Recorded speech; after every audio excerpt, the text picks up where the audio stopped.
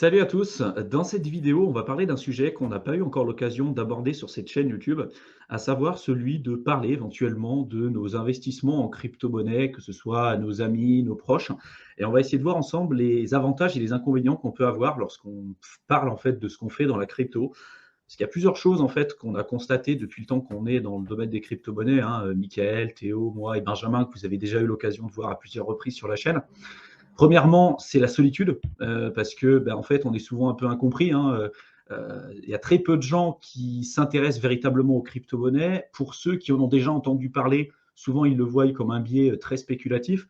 Moi, je sais que je l'ai vécu, au début quand j'ai investi dans la crypto-monnaie. Je voulais en parler autour de moi parce que, je voyais l'opportunité, je voyais la révolution technologique. Et en fait, c'est un peu, je pense qu'on a tous vécu un peu le même parcours. Au départ, tu en as déjà entendu parler et tu dis, punaise, c'est un scam, c'est forcément une arnaque, c'est pas intéressant, donc tu l'oublies. Après, ça revient, tu le reprends en pleine face. Là, tu retombes un peu sur peut-être les anciens articles ou les anciennes infos que tu avais pu retrouver. Puis tu dis, tiens, c'est quand même bizarre que ça revienne. Tu vas te plonger un peu dessus. Et puis plus tu en apprends, plus tu te rends compte en fait de l'immensité de ce que ça représente en termes d'opportunités à la fois d'investissement et puis même aussi en termes de souveraineté personnelle. Et du coup, après, tu as une épiphanie un peu, tu dis punaise, c'est génial, et tu vas devenir le nouvel évangéliste en fait de ces nouvelles technologies. Donc tu vas en parler à tout le monde, tu vas vouloir expliquer en fait ce que tu as appris. Et après, tu es, confronté à un mur parce que l'écrasante majorité des gens en fait sont pas du tout réceptifs. Il y en a pour qui c'est pas du tout leur moment. Et tu peux t'épuiser à expliquer ce que tu as appris ou les infos que tu souhaites en fait leur transmettre, parce que derrière, tu n'es pas du tout en face de personnes qui vont être capables de recevoir ce genre d'informations. Donc tu vas t'épuiser à essayer de les convaincre de toi ce que tu as appris, et ça peut même après se terminer avec des disputes, augmenter le ton, etc., etc. Moi, je sais que c'est quelque chose que j'ai vécu, et par la suite, ce qui s'est passé, c'est que j'ai arrêté en fait d'en parler aux personnes qui n'étaient pas à même de comprendre, ou en tout cas pour lesquelles c'était pas leur moment de s'intéresser à la crypto-monnaie. Mais là, l'idée de cette vidéo, c'est de parler, je pense, des deux aspects qu'on a dans la crypto-monnaie et qu'on ne peut pas forcément retrouver ailleurs. Le premier, c'est les contraintes liées au self-custody. L'objectif des crypto-monnaies, c'est d'éliminer le risque d'intermédiaire et de détenir notre argent en nom propre, sans l'utilisation d'un intermédiaire. Donc, si demain, forcément, vous dites à tout le monde que vous investissez dans la crypto-monnaie, on sait en France, ça peut commencer avec l'argent, hein. Beaucoup ont du mal avec ça. Et si, à un moment donné, vous vous retrouvez avec pas mal d'argent détenu chez vous, ça peut poser des problèmes en termes de sécurité. Ça s'est vu à plusieurs reprises, des personnes qui se sont vues attaquer chez elles parce qu'elles avaient des montants en crypto-monnaie. Et même si vous faites attention aux personnes à qui vous en parlez, que vous investissez dans la crypto-monnaie, vous ne savez pas auprès de quelles oreilles ça peut tomber, en fait, ce genre d'information. Parce que un tel qui va le dire à quelqu'un d'autre, qui va le dire à quelqu'un d'autre, qui va le dire à quelqu'un d'autre, quand on est en bear market, en fait, les gens se foutent un peu de vous et se disent alors le Bitcoin, comment ça se passe. Et puis quand ça remonte et quand on est au précédent plus haut, quand on redépasse les précédents plus hauts, là il y a beaucoup de personnes qui se réveillent, qui se disent punaise, il m'en a parlé il y a 2-3 ans quand ça valait pas cher, maintenant il doit avoir quand même pas mal d'argent. Donc je pense qu'il y a cette facette-là, le côté de self-custody, le côté sécurité qu'on ne retrouve pas forcément en termes de contraintes dans les actifs financiers traditionnels. Si vous avez de l'immobilier, si vous avez de la bourse et si vous avez pas mal d'argent, par exemple, là-dessus, bon, il y a peu de personnes, à mon avis, qui vont être capables de venir chez vous et de vous dire tiens, tu vas me donner ton bien immobilier. En tout cas, c'est quand même compliqué. Parce que là, il y a des intermédiaires, il y a des contraintes réglementaires, c'est quand même assez difficile. Si vous avez de l'or, des lingots chez vous, si vous avez du cash, si vous avez des crypto-monnaies, là, pour le coup, c'est beaucoup plus facilement volable, entre guillemets, parce que là, le seul intermédiaire, entre guillemets, c'est vous. Donc pour moi, il y a ça. Et puis, il y a aussi le fait de parler auprès de personnes qui sont peut-être pas forcément réceptives. Je l'ai évoqué tout à l'heure, mais est-ce que ça vaut le coup aujourd'hui de s'égosiller à essayer d'expliquer en long, large et en travers l'intérêt des crypto-monnaies, pourquoi il faut investir, pourquoi c'est révolutionnaire, quand vous avez en face de vous des personnes qui sont, pour lesquelles, en tout cas, je pense que ce n'est pas encore leur moment, ou qui ne sont absolument pas intéressés par ce genre de classe d'actifs, quoi.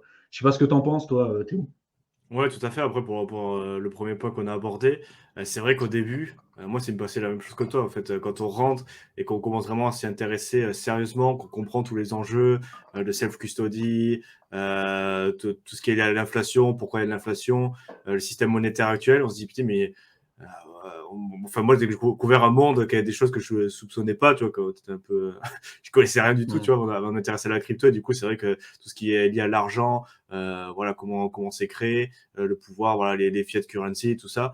Et c'est vrai que quand on tombe là-dessus pour la première fois, il y a le côté, un peu excitation, je vais pouvoir me protéger, je comprends comment ça marche, un petit peu plus, même, voilà, si on n'a pas une vision macroéconomique globale et tout, mais il y a quand même des notions qu'on n'a pas forcément touché avant, qu'on commence à comprendre, à aborder, ne serait-ce que voilà, toucher du doigt. Et c'est vrai qu'il y a ce côté, bon, mais du coup, je vais pas en protéger, mais moi j'avais ce côté aussi, il faut que je sauve ou que je prêche la bonne parole auprès des autres pour qu'ils s'y intéressent, parce que c'est hyper Mmh. important, il faut absolument en parler. Et c'est vrai qu'au final, je suis un peu aussi épuisé, un peu comme toi au début, à essayer de convaincre des gens, à leur rabâcher sur tous mes proches, voilà, ma famille, mes amis. Alors, dire, mais si, il faut faire ça, regarde, à leur passer des vidéos de plus d'1 heure et demie sur des conférences où, où ça rentrait hyper dans le détail. Et au final, voilà, les gens, c'est pas, voilà, si c'est pas sollicité, au final, ça va être plus contre-productif qu'autre chose, parce que moi, je me suis rendu compte, voilà, je les ai gonflés. Moi, ça m'énervait de voir que ça les intéressait pas. Eux, ça les énervait de voir que ça m'énervait. Et du coup, on rentrait dans un cycle un peu vicieux où, au final, voilà, ça fait plaisir à personne et c'est contre-productif parce que toi, du coup, tu perds du temps que tu aurais pu passer avec des personnes qui sont potentiellement plus intéressées ou tout simplement apprendre plus de choses. Et eux, c'est leur faire perdre leur temps aussi parce que s'ils sont pas prêts et que c'est pas le moment, comme tu as dit, c'est pas leur moment, c'est pas, voilà, ils sont pas prêts mentalement ou ils ont pas envie tout simplement. Et ben voilà, il faut l'accepter. Et c'est vrai qu'au début, moi, j'avais mis de côté un peu tout ça, j'avais même pas, voilà. Et après, tu t'en prends un peu plus conscience et tu le fais. Donc, ouais, c'est vrai que sur le côté en parler plus, voilà, c'est comment il faut faire, discuter des différentes stratégies, pourquoi c'est intéressant. Maintenant, c'est vrai que je rentre dans le détail où je commence juste à en parler. Si c'est l'autre personne qui vient, tu vois, qui met ça sur la table. Ah, au fait, je me rappelle, tu m'avais parlé de crypto, je commence à m'y intéresser. Qu'est-ce que tu penses de ça? Qu'est-ce que tu penses de ça? Comment tu ferais ça? Moi, j'ai mis ça en place. Qu'est-ce que tu en penses? Et là, du coup, je vois que la personne, elle a déjà une petite base, elle commence à s'y intéresser. Donc là, c'est beaucoup plus intéressant parce que la personne, elle est réceptive en face. Toi, tu sais, voilà, et puis le flot de conversation est plus intéressant. Tu vois que la personne, elle est intéressée, donc toi, tu es intéressé. Et là, du coup, tu rentres dans quelque chose d'intéressant et de productif. Ce qui n'est pas du tout le cas quand la personne et pas du tout dans cette optique-là. Donc ça pour le côté. Et après le côté sécurité, ouais, tout à fait. Moi, c'est vrai qu'au début, tu dis j'ai gagné un peu, voilà. Au début, tu t'investis un peu, tu as envie de le dire, tu vois. C'est vrai que quand tu as gagné de l'argent, il y a beaucoup de gens qui disent c'est valorisant d'un côté de se dire voilà, j'ai réussi à gagner. Tu passes pour quelqu'un de malin alors que pas du tout. Au final, si tu avais eu de la chance de rentrer au cycle baissier, tu prends le bull market en suivant, bon, t'as l'air malin en gros, et du coup c'est vrai que t'as envie de le dire, regardez, j'ai mis 3000, j'ai sorti 6000. Ouais, puis même après, Et, et on peut te prendre pour un con quand tu es en bear market, tout le monde se fout de toi, et puis après en bull market, quand tu as gagné de l'argent, tu as envie de revenir vers eux en leur disant: «Bah, regarde, tu m'as pris ouais, pour un ouais, c'est con, ça, regarde, il y a j'ai gagné côté de revanche. l'argent, quoi». Ouais, totalement, de dire la crypto ça marchera jamais. Ouais, moi j'en ai autour de moi qui disent ça repose sur rien. Ouais, des personnes qui sont pas forcément formées, qui écoutent voilà, une fois de temps en temps le collègue à la machine à café ou BFM, voilà, qui dit un reportage à charge. Bon, voilà, un truc comme ça, ça c'est leur idée. Du coup, ça repose sur rien, c'est pas bien, ça, tu vas perdre de l'argent. Et du coup, tu dis rien, tu dis, qu'est-ce que tu vas dire quand des personnes comme ça, tu vas. Là, encore une fois, si c'est. Là, c'est même pas vous qui allez voir ou la personne qui vous demande un peu. Là, c'est quelqu'un qui va vous voir uniquement dans le but voilà, de se foutre de vous, de la crypto. Bon, là, c'est pareil. Moi, je fais Mmh. oui, oui, mais t'as raison. Voilà. Tu dis, t'as raison, on n'en parle pas, tu changes de sujet. Et comme ça, au moins, tu te protèges toi. Ça sert à rien quand la personne vient comme ça, en général, ça va pas être productif. Tu Au la début, changeras pas d'avis. Moi, ça m'est arrivé c'est plein ça. de fois ce genre de truc, des mecs au début qui venaient, qui essayaient de faire ça. Moi, j'essayais de tout faire pour leur expliquer les trucs et je pouvais passer des heures à leur expliquer et ça faisait comme toi, ça se terminait, genre j'étais énervé, le mec il était pas réceptif. En plus, des fois, c'était de la mauvaise foi à l'état pur, tu vois? Genre, Et oui, c'est ça. c'est Le pas mec, possible. il arrive, il a décidé que c'était pour t'emmerder, que lui, la C'est crypto, c'était ça, comme c'est ça. juste ça. Et du coup, avant de commencer, il a décidé que c'était comme ça. Donc, toi, tu aurais beau dire tout ce que tu veux, attaquer sur le côté rationnel, attaquer sur le côté émotion, essayer toutes les techniques pour lui expliquer de A à Z. Le mec, il a décidé qu'il voulait pas comprendre, qu'il avait juste envie de se foutre de toi. Donc, c'est C'est sûr que ça. c'est pas productif. Et après, c'est vrai qu'il y a le côté un peu revenge de se dire, bon, alors, la crypto, ben oui, toi, tu es toujours là à compter tes 4 sous, à tirer le diable par la queue parce que tu n'as pas fait d'effort. Comme tu as déjà tout compris au monde de la finance, de l'argent, bon, ben, tu fais tout ce qu'il faut, mais tu n'as quand même pas d'argent à la fin du mois. Et moi, d'un C'est autre ça. côté, bon, d'un autre côté, j'ai mis des stratégies, je me suis penché, j'ai pris du temps à investir et bon, les résultats ils commencent à arriver. Alors, et du coup, c'est vrai que pour côté sécurité, c'est vrai que c'est pas top et il faut quand même se réfréner, j'ai envie de dire, ces envies-là parce que comme tu l'as dit, il y a eu des histoires assez macabre et pour des sommes, voilà, on pourrait se dire, oh, j'ai plusieurs millions, le mec qui vient. Non, il y a des mecs qui viennent pour 100 000, pour 200 000 euros, même pour moins.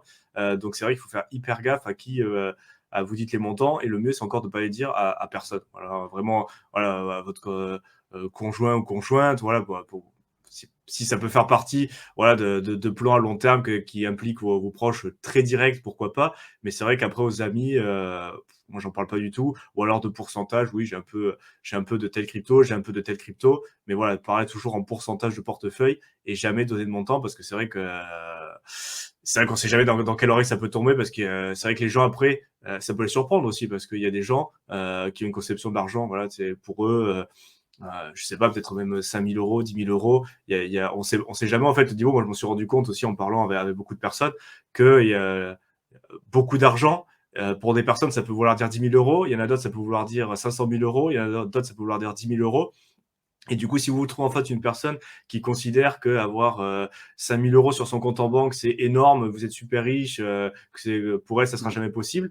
Le fait de lui dire que vous avez gagné ne serait-ce que, je sais pas, 20, 30 000 euros en crypto, qui est pas forcément quelque chose d'inatteignable, hein, voilà, si vous faites bien les choses sur 5, 6 ans, voilà, il y a pas de, mais en investissant pas forcément des gros montants, voilà, c'est possible. Je veux dire, Ouais, c'est c'est clair. pas quelque chose qui paraît inatteignable. On s'imagine toujours à la faire 100 avec des millions, mais voilà, il y a des personnes qui investissent 5 000 euros sur un cycle, voilà, même voilà, sur du Bitcoin, sur de l'Ether, 5 000 euros bien investis il y a 5 ans, ça peut faire voilà, quelques multiples, passer à 10, 20, 30 000, voilà, des choses comme ça.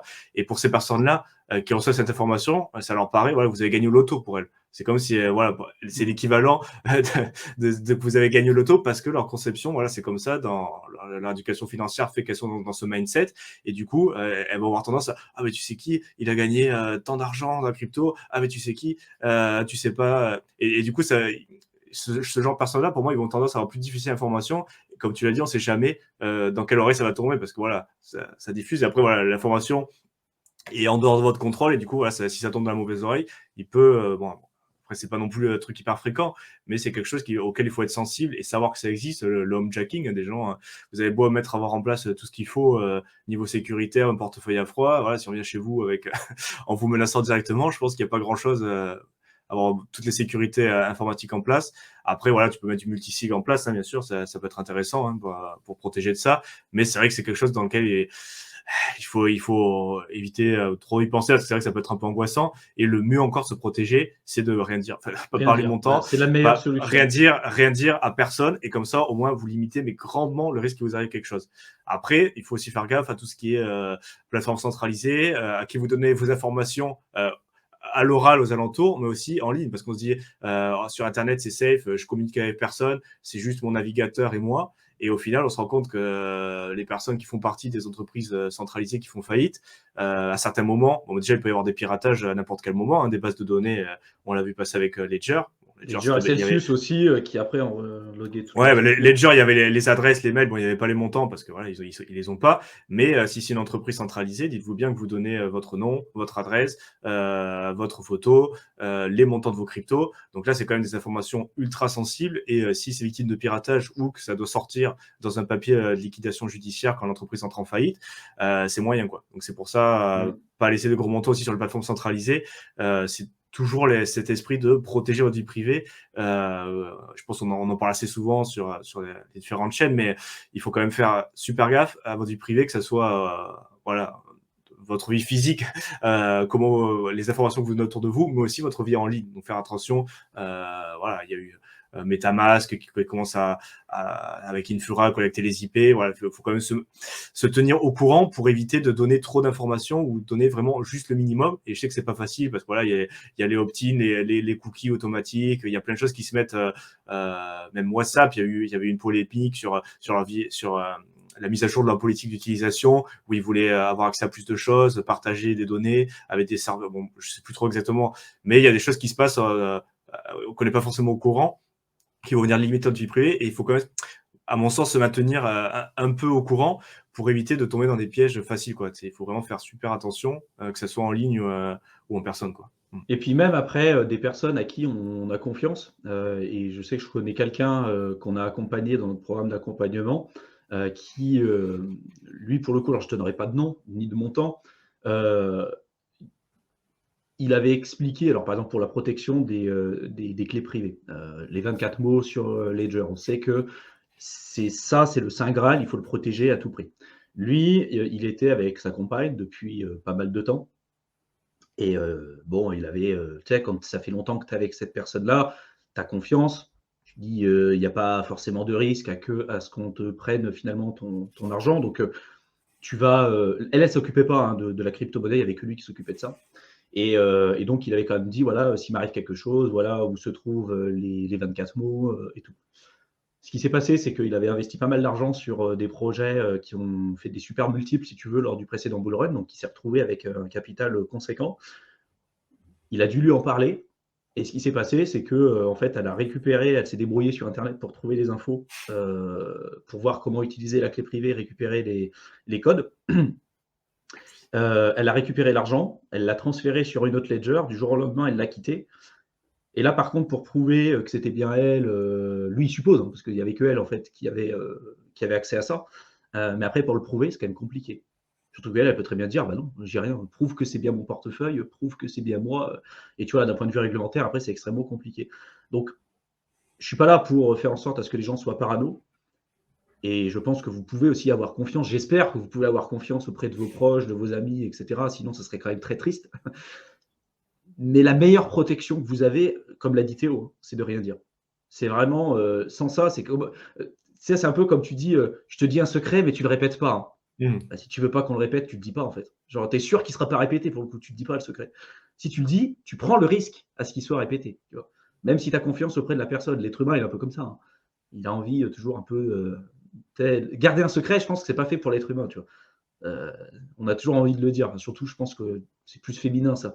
Mais, je pense qu'il faut vraiment être très vigilant parce que là, les risques, en tout cas dans la crypto, sont pas les mêmes que ceux qu'on peut retrouver avec les autres actifs classiques, type les actions, type, encore une fois, l'immobilier ou autre. Et je pense que les contraintes qu'on a si on veut stocker, par exemple, de l'or physique, on retrouve un peu, ou des métaux précieux, ou des bijoux. C'est un peu les mêmes contraintes qu'on retrouve dans la crypto-monnaie. En plus, comme tu l'as dit tout à l'heure, de la vie privée, en tout cas les données sur lesquelles on doit être vigilant, puisqu'on va avoir aussi un lien avec Internet, quoi, avec les plateformes centralisées et tout, alors qu'avec de l'or physique ou le reste, bon, c'est un peu moins présent, quoi. Dans la crypto, des hacks de données comme Ledger, Celsius, etc., avec les adresses, les montants et tout, c'est déjà arrivé. Je ne suis pas persuadé que ça soit déjà arrivé avec les métaux précieux, tu vois. Il y a peut-être eu des brèches de données, mais je ne suis pas convaincu qu'il y ait eu des montants aussi importants, en tout cas des problématiques aussi importantes que ce qu'on peut avoir dans la crypto. Donc la meilleure protection que vous avez, c'est d'être le plus discret possible, d'être très très très sélectif auprès des personnes à qui vous allez éventuellement en parler. Parce que même si aujourd'hui vous considérez que ce n'est pas des sommes importantes, vous ne savez pas ce que ça peut valoir demain et vous ne savez pas l'idée que peut avoir la personne en face de vous. Même si vous ne donnez aucun montant, vous ne donnez pas de pourcentage, vous ne donnez rien. Si vous avez investi, quelqu'un qui a investi, je sais pas, qui a parlé du Bitcoin en 2012, peut-être qu'il a perdu ses crypto-monnaies en 2014 ou en 2013 lorsqu'il y a eu le hack de MTGOX, on ne sait pas, hein. Mais dans la tête de la personne en face, il dit punaise, il m'a parlé du Bitcoin en 2012. En 2012, le Bitcoin, il valait combien? 10 dollars. Aujourd'hui, il vaut combien? 17 000. Il doit être riche. C'est quelqu'un qui doit être riche. Alors que ça se trouve, il n'a plus de Bitcoin, tu vois. Ça se trouve, il a tout perdu. Ça se trouve, il lui en reste 0,2, mais on ne sait pas. Et du coup, il y a toujours cette interprétation qu'on peut avoir auprès de la personne en face. Moi, je sais que je suis quelqu'un qui est assez vigilant là-dessus. Et c'est vrai que ça peut être aussi très contradictoire parce que toi, tu as une chaîne YouTube sur la crypto. Moi, j'ai une chaîne YouTube aussi sur la crypto avec Mickaël. Donc, tu vois, les gens ils peuvent se dire, ouais, mais c'est bizarre, tu ne nous dis de pas en parler. Pour autant, on parle de crypto ouvertement. On a nos têtes, tu vois. Mais voilà, je pense qu'après, il y a aussi un choix personnel, le fait de vouloir pousser, démocratiser l'écosystème crypto. Je pense que c'est quelque chose de positif et c'est quelque chose qu'on adore. Donc, on est prêt à prendre le risque.